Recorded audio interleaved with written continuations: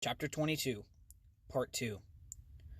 I couldn't have you all standing together, so I manipulated you to get you and your friends away from Eric. And without his strength, the rest of your friends will be little bother, even with the help of the Cudgeon's boy. I brought you here, in part, to say thank you. Daniel bit back the urge to tell him where to put his thanks. Instead, he decided to press him for more information. What is this place? A hidden network of caves that runs throughout the mountain. They were used as homes by the primitive people many thousands of years ago. Most collapsed long ago. This one was uncovered only by chance by the quarry company, which I own, of course. Plunkett sat back in his chair, his face practically breaking with that smug grin of his. That smile made Daniel sick to his stomach.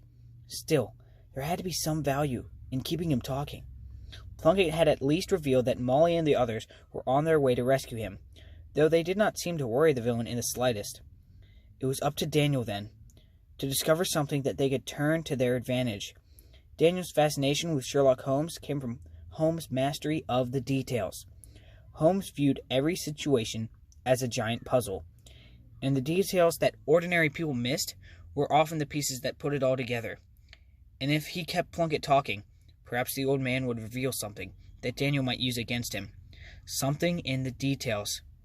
So, you own the quarry, which basically means that you own most of Mount Noble. Plunkett made a sour face at the mention of Noble's name, but he nodded. But why? Daniel asked. Why? What use are a bunch of cave paintings if you are just going to hide them from the rest of the world? Think it through, Daniel. You've seen the paintings. These caves are history. They are proof. Proof of what? Proof that this has all happened before, and it will all happen again. The storm is coming, Daniel, and we must be prepared to meet it. Plunkett chuckled. He was making less and less sense, and Daniel began to wonder if the old man was finally slipping into total madness. You said that some of what you told me at your house was true, said Daniel. I saw your photograph. You were at St. Albans, but you were just a boy. Correct. The brothers of St. Albans took in unwanted children from all over the world. Those street urchins and cast-offs who were lucky enough to be rescued by the brothers were given a new chance of new life at the orphanage. I was the unluckiest of those lucky few. Daniel decided to try out a few guesses to keep the old man talking. And when St. Albans burned, Johnny Noble rescued you from the fire? Also true. Johnny saved the children of St. Albans. I watched it all happen. I witnessed how all the great gifts were bestowed that night. When the meteor struck the orphanage, the whole place was consumed in green flame, the color of a distant star. It moved like a thing alive, and it killed without mercy. A witch fire. It would have taken the children too, if not for Johnny. Stupid, lucky Johnny. A dumb backwoods trapper who saw the fire fall from the sky and ran in to help. Without a second thought, he charged into that inferno and emerged different. It was something in the smoke, I think. Something that got in their lungs. It could not kill them, so it changed them. It transformed them all. The old man's face contorted with rage. All but one. All but Herman Plunkett. Poor picked on Herman, who was hiding in the outhouse when the meteor hit. Poor Herman, who escaped the flames and missed his chance to become a god. Daniel was afraid of the white-hot anger in Plunkett's eyes, but he had to go on. There was a question he had to have the answer to. And my Graham? Plunkett's rage instantly dimmed, and his shrunken little body sank in his seat. For the first time, he seemed unwilling to meet Daniel's gaze. Yes, her power was the strongest of them all. Next to Johnny's, of course. When she flew, Daniel, you should have seen her. She shone so bright, like the sun. Daniel pictured Graham lying in her bed, so sick, so frail. And you took it away from her, he said through gritted teeth. You stole it all away. No, shouted Plunkett on his feet. Not her. I mean, I didn't mean to. It wasn't my fault. Plunkett began pacing back and forth now, wringing his hand as he went. The little trails of darkness followed his every move. You have to understand. At first I didn't know how to control it, and I would never have done that to Eileen if I'd ever known. I was never a popular boy, And all the orphans of St. Albans, she was the only one who showed me a bit of kindness. I was fond of her. Plunkett's eyes grew distant again as he remembered. I saw what they could do. They emerged from the fire changed. All of them. I watched as they used their powers, hesitantly at first, then bolder and bolder each day. It was only a matter of time before they were discovered. Noble disappeared as soon after the fire. The coward. He left behind a dangerous legacy. Unchecked. All that power in the hands of children. He abandoned them. He abandoned us. And it was only my bad luck that I wasn't one of them. I became obsessed. I admit it. I stalked the burned-out ruins of the orphanage for some answer, some clue as to how or why this had happened. Eventually, my obsession paid off. In the rubble, I found a black stone, a piece of the actual meteorite that had ignited the fire. I was ecstatic at the time. I suppose I hoped that the stone might give me powers like the others. I nearly broke my neck jumping from trees with the stone clutched in my hands. I nearly burned myself alive, trying to recreate the magic fire. But nothing worked. All I got for my troubles were bruises and singed eyebrows. The disappointment was just too much. I went to Aline and broke down in her arms. She had continued to be kind to me, even though I was more an outcast than ever. She even took me flying, Daniel. Plunkett stopped now and wiped at one of his eyes. He had a faraway look on his face, and his mouth was twisted horribly. Whatever he was remembering, it was tugging at the old man's soul. I didn't mean to do it. One minute, Aline was holding me. In the next, she was lying on the floor. She was breathing, but her skin was so cold. But I was filled with flame. It was the meteorite, you see. In my desperation, I showed her the stone, and when she touched it, the meteor gave her those powers, and the meteor took them away, and gave them to me. The stone acted like a kind of siphon. Aline's power came to me through the stone, only it changed. Rather than being filled with a bright light, I was consumed by darkness. My darkness. And it did whatever I wanted it to. When Aline woke, she had no memory of what had happened to her, or of her powers. The powers protect their secrets well, and when they left her, they took her memories with them. But I now had a secret of my own. Over the next few years, I discovered that I needed to replenish my powers of the stone every so often. I needed to feed so that I might stay strong. The other children of St. Albans would have grown up to become menaces to society, bullies with the powers of God. I took it upon myself to prevent such a tragedy. One by one, I took their power for my own. But in time, he returned. After years away, Johnny Noble returned to Nose Green. Somehow he knew what I'd been doing, and like a delinquent father, he dared to come here and tell me to stop. He didn't understand what I was trying to do, how I was saving the world. He dared to oppose me, to lecture me like I was still a grubby little orphan child. But with the stone, I now had powers of my own. We fought here on the slopes of the mountain. Johnny was so much more powerful than I'd expected. The first generation of supers, as you call them, was much stronger than these milksops you call friends. The powers have scattered and spread over the generations. Eric here is remarkable because he can fly and possesses strength. The Lee girl has speed to accentuate her flight, but back then there was no limit to the powers a single child might have. You cannot imagine how strong Johnny was. He was a grown man, and since I'd only ever fought children, I underestimated him. In the end, I lost. I barely escaped. After that defeat, I resolved to hide and plan. I would face Johnny Noble again, and this time, I'd be ready for him. Unfortunately, I didn't get the chance. The Second World War began, and Johnny left for Europe. He never returned. I don't know if he survived the war or not, but I never saw him again, regardless. I started the comic books as my personal revenge fantasy, but in time I found that it gave me great satisfaction to dream up Johnny's exploits and to profit off them. When you came to see me bearing those old books, well, the irony was just too delicious to ignore.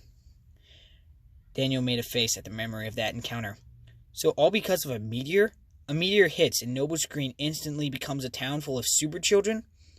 Plunkett glowered at him. No, I didn't say that. The meteor that struck St. Albans was certainly part of the Witchfire Comet. The alien energy from that comet changes humans somehow. The phenomenon is rare, and though certain children continue to display abilities similar to the orphans, none of them succeeded generations were nearly as powerful as the first. I don't know exactly how these powers are passed on, a recessive gene perhaps. It's a mystery I've yet to solve. Plunkett rubbed his chin and frowned. The fact that some things about this place still baffled the old villain gave Daniel a small bit of satisfaction. So the rules and all of that, Daniel said, pressing him further. That was all you? Of course, answered Plunkett.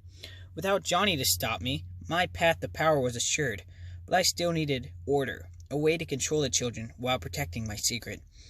And how else do you control a group of rowdy children? You give them rules to follow. But in the end, you became a villain, not a hero. I'm the world's greatest hero, shouted Plunkett, startling Daniel. For 70 years, I've kept this world from being overrun by menaces. Imagine a world where the children were allowed to reach adulthood with all that power, even this pathetic, weak batch. Imagine what kind of damage Clay Cudgens could do as a grown man. Daniel pointed to Eric's still form on the floor. Eric isn't Clay. He's a good kid, and all he wants to do is help people. That's true today, but what about tomorrow, or next year, or the year after that? Eric has yet to suffer jealousy. What will he do the first time he has his heart broken? What kind of man will he be then? We both know something of poor Eric's family. All his life, men have bullied him, pushed him around. What happens the day he decides to push back? Real life is not a comic book, Daniel. We're all better off with Johnny Noble dead. This world doesn't need superheroes. No, just you, Daniel muttered, and immediately regretted it. He wondered if the old man might strike him, but the moment passed, and Plunkett soon let out one of his cackling chuckles. You try and test me, but I know that I'm right, he said. We are like Holmes and Moriarty, battling wits. But will our struggle be our doom, I wonder? Will tonight be our Rickenback Falls? Plunkett removed an oil lamp from its sconce. Shining its light on the far wall, he pointed to the paintings there. You see, Daniel, this has all happened before. Look! Look close, boy. Tell me what you see. Daniel squinted in the gloom, and looked at what appeared to be the scene of a battle, armies with spears and knives, fighting an enemy from above. An enemy from above. They're flying, said Daniel. Yes, the tribes here fought a war that could not be won, against the very gods themselves. Plunkett walked along the wall, illuminating the illustrated scenes as he went. The witch fire, they called it, a fire from the sky that burned the mountain. It came only once, in many generations, and only the very eldest of them would live to see it twice. They thought it was an evil spirit that lit the sky and burned the forest, scaring away the games that the tribes depended on for survival. Finally, one year a generation of young warriors set out to meet the spirits of the witch fire in battle. The meteor fell from the sky, and 20 young men marched out to meet it. 7 returned, and they came back changed. They left as boys. When they came back something more. The 7 young warriors started out as protectors, but as they grew older, they became enemies of the tribes, of all tribes. In time, they destroyed an entire people, because no one was strong enough to challenge their power. In time, they destroyed themselves. That is the secret of the mountain, Daniel. But it's more than the past. It's the future that I am trying to prevent. By studying the cave paintings and by studying the geology of this place, I've calculated that the witch fire comet, or spirit, or whatever it is, returns to this place every 70 years or so. Daniel did the math quickly in his head. That means that it's coming back. And when it does, we must be ready. We? Plunkett nodded, his voice softening. It is presumptuous of me to think that I can defend this world alone. I am an old man, and though the power of the stone has granted me the strength to live a long life, no one is immortal. Every man must leave behind a legacy. When the sky lights up with fire again, there will be born an entirely new generation of super beings. But they will be more powerful than the weak, deluded children of today. They will be like the gods of old, pure, strong, and dangerous. Plunkett reached into his sweater pocket and withdrew a small ring.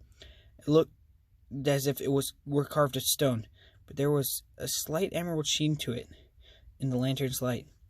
With my powers, it was an easy thing to make myself a rich man. The company that dug this quarry was just one of many that I owned. A limestone quarry was simply a convenient cover for the real work that was going on here, the real quest. We dug this quarry not to search for limestone, but to find this. What is it? Daniel asked, though he already knew the answer. Plunkett fingered the ring. It took years of digging and many millions of dollars to scrape together enough fragments of meteorite from the layers of rock and earth just to fashion this ring. A second weapon to defend against the future. Plunkett held out his hand. The ring glittered in his palm. But it was worth it, so that I might have an ally, a successor. That's what this is all about? Asked Daniel, incredulous. You're the perfect choice. You're smart, brave, and most importantly, you are not one of them. You're an outsider, just like I was. I never had a family, and there was no one to carry on when I'm gone. Fate brought us together, and you can't fight fate, Daniel. Fate has delivered to me Elaine's grandson, and together we will keep this world safe. You will come to understand the wisdom of what I do and why I do it. I am offering you a greater gift than has ever been offered. You can finally fly, Daniel. With time, you will be able to do anything. Daniel stared at the ring in Plunkett's hand. It was as if someone had taken the ground out from underneath his feet, and he was dizzy, poised to fall, with only Plunkett's words holding him up. What will it do? Daniel asked, his voice barely a whisper. Will it make me be like you? No, Daniel. It will make you be like him, Plunkett said, pointing to Eric's still form. All of his powers will be yours, if you are brave enough to take it. Daniel hardly heard the stone wall moving behind him. He was only dimly aware of the sound of Molly's voice calling his name from somewhere far away. For the last 3 months, Daniel had watched his friends do the impossible. He'd flown with them, played with them, and even occasionally fought against them, all the while weighed down by the knowledge that he'd never be like them.